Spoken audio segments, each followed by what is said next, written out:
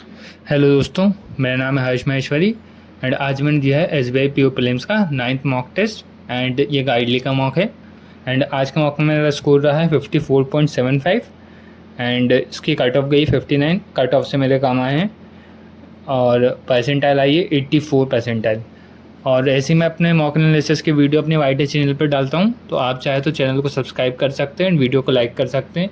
इसी चैनल पे मैंने वीडियो भी बनाई है कि आपको कैसे मेंस का मॉक अटेम्प्ट करना चाहिए, क्वांट का एंड रीजनिंग का। एंड बात करें मॉक स्कोर की मेरे, तो मैंने 2 से 4 दिन बाद शायद मॉक दिया है मैंने, तो इस वजह से मेरा स्कोर गिरा आएगा थोड़ा। एंड अगर मॉक में 60 से ऊपर ना आए S B I P O में तो फिर मज़ा ही नहीं आती। कम से कम परसेंटाइल 90+ एंड मॉक का स्कोर 60+ होना चाहिए। तो यहाँ मेरे 56 करेक्ट गए, 5 इनकरेक्ट गए, 61 अटैम्प्टेड थे एंड 92% की एक्यूरेसी मेरी रही है। अब मुझे कहाँ दिक्कत हुई है, यहाँ पे इंग्लिश में मेरा कुछ खास स्कोर नहीं रहा 20.25, बट ठीक है, मेरी इंग्लिश ज़्यादा अच्छी भी नहीं है तो उस हिसाब से ठीक है। क्वांट में मेरा स्कोर गिरा है, कम से कम इस बहुत इजी था क्वांट, कम से कम 22 नंबर तो आने चाहिए थे, बट बहुत दिनों बाद मैंने लगाया तो इस वजह से मैं 17 ही सही कर पाया। एंड बात करें रीजनिंग की, तो यहाँ भी 2 क्वेश्चन गलत हो गए, अदरवाइज 20 मार्क्स यहाँ आते, 17.5 तो 2.5 नंबर का नुकसान मुझे यहाँ हुआ। मुझे अभी देखना है कि क्यों कम आया है, कहाँ मेरी मिस्टेक हुई है। 2 गलत हुए थे मेरे इसमें क्योंकि। तो परसेंटाइल भी मैं आप लोगों को बता देता हूँ, सब में एवरेज परसेंटाइल है। जैसे ये है इंग्लिश है, इसमें 82 है, इसमें क्वांट में 81 है और रीजनिंग में 83 है। आइए अब आपको मैं जो है सॉल्यूशन दिखा देता हूँ। और जैसे ये इंग्लिश है, इंग्लिश खोला तो आप ये वाला जो जब क्वेश्चन करते हो ना, तो आपने ये पूरा पढ़ा सेंटेंस, ठीक है, तो इसमें से एक आधा कुछ वर्ड होगा ऐसा जिससे एक पॉइंट कनेक्ट हो जाएगा। जब एक पॉइंट कनेक्ट हो गया, जैसे आपको पता पड़ गया कि इस वाले पे जो है ए आना है, तो देखो दूसरे पे एक इस पे, फिर जैसे इस पे ए है तो फिर इसे पढ़ो, तो इस हिसाब से ये वाला क्वेश्चन अटेम्प्ट करना होता है ना, तो ये बेस्ट रहता है। या फिर आप डायरेक्ट भी कर सकते हो, आपकी मर्ज़ी। एक मेरा ये वाला गलत चला गया, नो अरेंजमेंट रिक्वायर्ड कर दिया था मैंने, और ये वाला सही गया। देन ये वाला मैं थोड़ा कंफ्यूज हो रहा था, कॉन्जिक्वेंटली लग रहा था मुझे, मतलब, बट मैं इसमें एडिशनली वाले में कंफ्यूज हो रहा था, इसलिए मैंने अटैम्प्ट नहीं करा, बट करना चाहिए था। एंड ये था वर्ड अरेंजमेंट, ये तो मैं कर ही नहीं पाया। और बात करें ये सेंटेंस इम्प्रूवमेंट की, तो ये वाला मैंने करा एंड ये वाला मैंने करा, और फिर ये वाला मैं कर नहीं पाया। और बात करें क्लोज टेस्ट की, तो पहले वाले में वर्ड्स इतने अजीबोगरीब थे कि मुझे समझ ही नहीं आया कि क्या है, तो ये वाला मैंने अटैम्प्ट नहीं करा, ये वाला करा।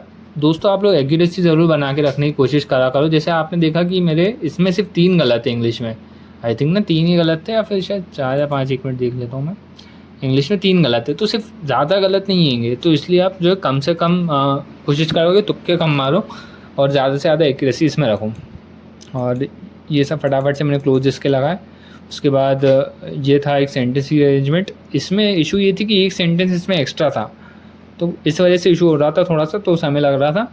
अदरवाइज़ आपको क्या करना चाहिए, जैसे एक आधा आपने पकड़ा तो जैसे आपने पूरा पढ़ा तो आपको पता पड़ गया 3 के बाद हमेशा 5 आएगा, पक्का एमएक्स पेयर है, तो इसमें देखो 3-5 का पेयर कहाँ आएगा, ऐसा करके भी आप इसे कर सकते हो, या फिर फर्स्ट वाला सेंटेंस आप फाइंड आउट कर सको तो बढ़िया है। ये एक तरीका है इसका। इसके बाद ये वाले क्वेश्चंस मैंने करे और फिर पैसेज आया, तो पैसेज मैंने एक पेरा पढ़ा, बहुत इसका बड़ा पैसेज था, एक पेरा ही पढ़ पाया था मैं, तो इसलिए मैंने कुछ क्वेश्चंस लगाए इसके। पैसेज का ये वाला गलत चला गया बिकॉज मैं पढ़ ही नहीं पाया पूरा। ये वाला मैंने तुक्का मारा था एक प्रकार से, ऊपर के फर्स्ट वाला ही मिल रहा था, सेकंड थर्ड मुझे पता नहीं था। एंड एक ही पेरा पढ़ के ये मैंने पेरा सॉल्व करा, पैसेज सॉल्व करा। ये वाला भी मेरा सही गया, टोन थी पता पड़ गई थी स्टार्टिंग में कैसी है एक पेरा में। देन ये क्वेश्चन था, ये इसका मतलब मैं कंफ्यूज हो रहा था फॉर्चुनेटली अनफॉर्चुनेटली में क्या आएगा। और बात करें इंग्लिश की, तो ये सेंटेंस इम्प्रूवमेंट वाले जो एरर डिटेक्शन वाले होते हैं ना, वो मैं छोड़ देता हूँ, मैं लास्ट में करता हूँ, बिकॉज मुझसे अधिकतर गलत हो जाता है, एक्यूरेसी लो जाती है, माइनस मार्किंग होती है उसमें ज़्यादा। एंड ये वाला एक था फिल इन द ब्लैंक वाला, ये सही गया, एंड ये वाला गलत चला गया। ओके, इसका मुझे एल का मतलब नहीं पता, तो मैंने तुक्का मार के 3 कर दिया। मैं 1 तो आ ही रहा था, बट इसका मतलब नहीं पता, तो मुझे लगा कि आएगा ही 3 भी, तो 1 और 3 कर दिया। अब बात करें, ये देखो अब आप, ये है DI क्वांट की, और अगली वीडियो में बनाऊंगा कि कैसे आपको प्रीलिम्स क्वांट अटेम्प्ट करना है, फिर प्रीलिम्स रीजनिंग वगैरह, इसकी भी मैं वीडियो बना दूंगा। मेरा एक्चुअली मैं कोशिश कर रहा था कि मैं, आप लोग काफ़ी टाइम से डिमांड कर रहे थे कि वीडियो भी चले, स्क्रीन रिकॉर्डिंग भी, और लाइव टेस्ट में सॉल्व करूँ, बट वो हो नहीं पा रहा बिकॉज मेरे पास ट्राइपॉड जो है मेरा टूट गया, तो इस वजह से रिकॉर्ड नहीं हो पाएगा। बट हाँ, ये DI की बात करें तो ये DI मैंने सॉल्व कर दी थी। ईजी सी DI थी। एवरेज नंबर ऑफ़ कीबोर्ड और लैपटॉप कीबोर्ड और माउस थे, उसको इंटू 2 करके निकाल दो एंड फिर शायद कीबोर्ड दिया था, फिर उससे माइनस करके माउस निकाल दो। फटाफट से 2 मिनट में से निकाला। बट मुझे क्वेश्चंस में आज थोड़ा समय लग गया DI के, बिकॉज मैं बहुत टाइम बाद दे रहा हूँ मॉक, तो इस वजह से मुझे एक्स्ट्रा समय लग गया। अदरवाइज़ तो मतलब बहुत ईजी क्वेश्चंस थे, मैं जल्दी जल्दी के चक्कर में मिसरीड वगैरह कर लिया था मैंने, तो मुझसे क्वेश्चंस बन नहीं रहे थे। थोड़ा मतलब ज़्यादा समय लग गया मुझे बनाने में। अदरवाइज़ बहुत ईजी DI थी। ये वाली DI सबसे पहले अटैम्प्ट करी थी। हमेशा याद रखना, जो सबसे ईजी DI हो वो पहले अटैम्प्ट करनी है। जैसे ये वाली फर्स्ट वाली DI भी मैं अटैम्प्ट करता, ये तो पक्का था कि मुझे अटैम्प्ट करनी है, बट मैंने सेकंड वाली पहले करी, बिकॉज ईजी DI जब आप करते हो ना तो आपको कॉन्फिडेंस आता है। ईजी DI आप कर लोगे सही सही तो उसमें कॉन्फिडेंस आपका बिल्डअप हो जाता है। तो ये वाली DI मैंने अटैम्प्ट करी और बहुत फटाफट से ही बन गई थी। बट इसका एक क्वेश्चन मैं अटैम्प्ट नहीं कर पाया, शायद कुछ कैलकुलेशन मिस्टेक हुई थी। मेरा आंसर आ रहा था 61 एंड इसमें आ रहा था 51, तो मुझे बस वही नहीं समझ आया कि भाई ऐसा क्यों हो रहा है। 6 में से 5 गई, 11 में से 6 गई 5, ओके चलो कुछ इसमें मेरी कैलकुलेशन मिस्टेक हो गई थी शायद से। देन ये DI के 5 क्वेश्चन थे, ये करें। देन ये वाली DI अब देखो आपको तुरंत नहीं करना होता। जैसे केस लेट है तो इसको देखो कितने नंबर की, अगर ये केस लेट 5 नंबर की होती तो मैं ज़रूर करता ऐसे, बट इसी 2 नंबर की तो मैंने स्किप मार दी। और अर्थमेटिक के भी क्वेश्चन मुझसे आज पता नहीं बने नहीं, तो ये इशू हुआ। ये वाला मैंने नहीं करा। एक ये वाला जो था CISI वाला, ये भी मैंने नहीं करा। ये वाला तो बहुत इजी क्वेश्चन था, लास्ट में करा था मैंने, बहुत इजी था। और एक ये वाला क्वेश्चन था, ये भी मैंने नहीं करा है। इसमें बहुत कैलकुलेशन था, आप आंकड़ा देखो। मैंने मतलब मैं सॉल्व करा था, मैं इसमें टाइम भी दिया है। और बस मैंने पूरा स्ट्रक्चर निकाल लिया था, बस सिर्फ मल्टीप्लाई वगैरह करना था। नंबर जो थे बहुत लमसम में थे, इस वजह से मैंने छोड़ दिया इसको। देन ये वाला भी मैंने अटैम्प्ट नहीं करा, मैं थोड़ा कंफ्यूज हो गया था इसमें, पता नहीं। एंड ये वाला भी थोड़ा सा कैलकुलेटिव लगा, मैंने अटैम्प्ट करने की कोशिश करी थी, बट फिर मैंने स्किप मार दिया। ये वाला मैंने अटैम्प्ट करा। और ये वाला बोट एंड स्ट्रीम का था, ये भी मैंने अटैम्प्ट करा। हिट एंड ट्रायल से करा था ये मैंने, है ना। और हमेशा वैल्यूज़ निकालनी होती है प्रीलिम्स में, आप हिट एंड ट्रायल भी यूज़ कर सकते हो ज़रूरत जब पड़े। ये वाला मैं ट्राई नहीं कर पाया। ये वाला एजिस का था, एजिस का ईजी था, ट्राई करा, हो गया। देन ये वाला भी मैंने ट्राई करा था, बट पता नहीं मेरा आंसर नहीं आ रहा था।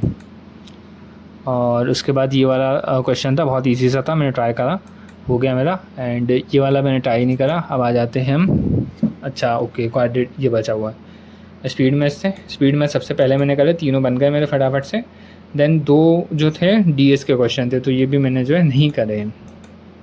इसके बाद हम आएंगे यहाँ पे रीजनिंग पे।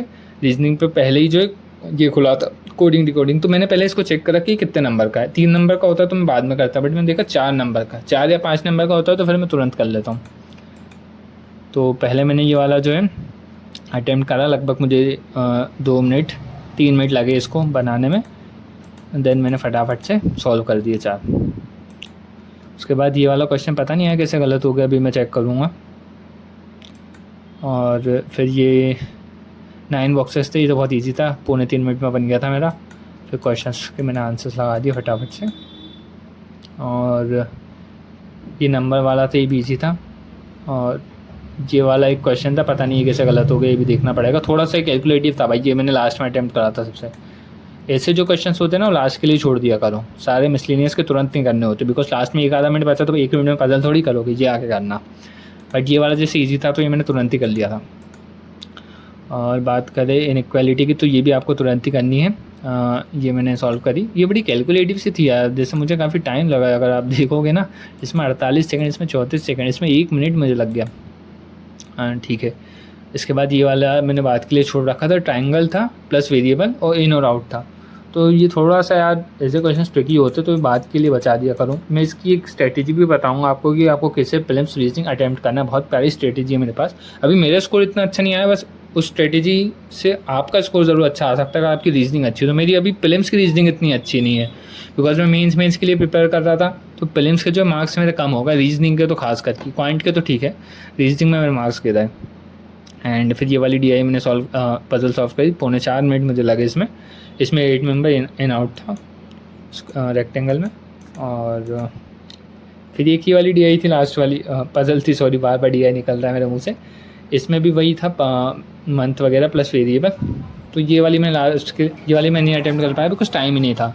तो ये था दोस्तों मेरा आज का मॉक एनालिसिस। एंड अभी इतना कुछ खास स्कोर नहीं आ रहा, बट 21 तारीख से जो है मैं सिर्फ प्री करूँगा। अभी मैं मेंस भी लेके चल रहा हूँ, बट मंडे से 20 तारीख है, मंडे को, मंडे से जो है मैं सिर्फ प्री करूँगा। और जैसे अभी मैं डे वाइज पढ़ता हूँ, लाइक क्वांट डे में, फिर रीजनिंग डे, फिर इंग्लिश डे, ऐसा नहीं करूँगा। मैं एक ही दिन में तीनों सब्जेक्ट लेके चलूँगा, मॉक दूंगा, सेक्शनल दूंगा एंड प्रैक्टिस ज़्यादा से ज़्यादा प्रैक्टिस करूँगा मैं इसकी। बिकॉज प्रीलिम्स के क्वेश्चंस की तो मैं प्रैक्टिस करता ही नहीं हूँ, मेंस की ही करता हूँ। मॉक में सिर्फ मैं प्रीलिम्स का देता हूँ, तो उससे बस जो थोड़ी बहुत प्रैक्टिस होती है।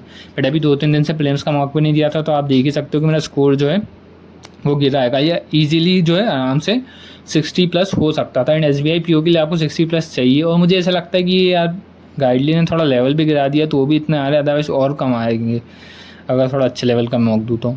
और बात करें आपको कितना टारगेट करना चाहिए, तो आपको इंग्लिश में कम से कम 22 नंबर टारगेट करने चाहिए। नंबर की बात कर रहा हूँ मैं, कि आपको जैसे मेरे 20.25 है, तो यहाँ 22 आप टारगेट कीजिए। क्वांट में आप 20 टारगेट कीजिए अगर आप अच्छे, तो और अगर ख़राब है तो 18 मिनिमम। एंड रीजनिंग में आप टारगेट कीजिए 22 to 23। इतना अगर आपका आता है तो आपका SBI PO प्रीलिम्स हो जाएगा, बिल्कुल आप बेफिक्र रहिए। बट ये मार्क्स की बात कर रहा हूँ, नंबर ऑफ़ अटैम्प्ट्स की बात नहीं कर रहा हूँ। तो हमेशा सोच समझ के जो है क्वेश्चन अटैम्प्ट कीजिए, अपनी एक्यूरेसी हाई रखिए एंड प्रैक्टिस करते रहिए। ठीक है, thank you so much everyone.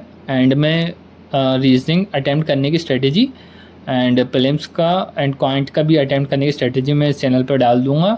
And thank you so much for watching. And video को लाइक कर दीजिएगा एंड चैनल को सब्सक्राइब कर दीजिएगा एंड बेल आइकन को भी प्रेस कर दीजिएगा।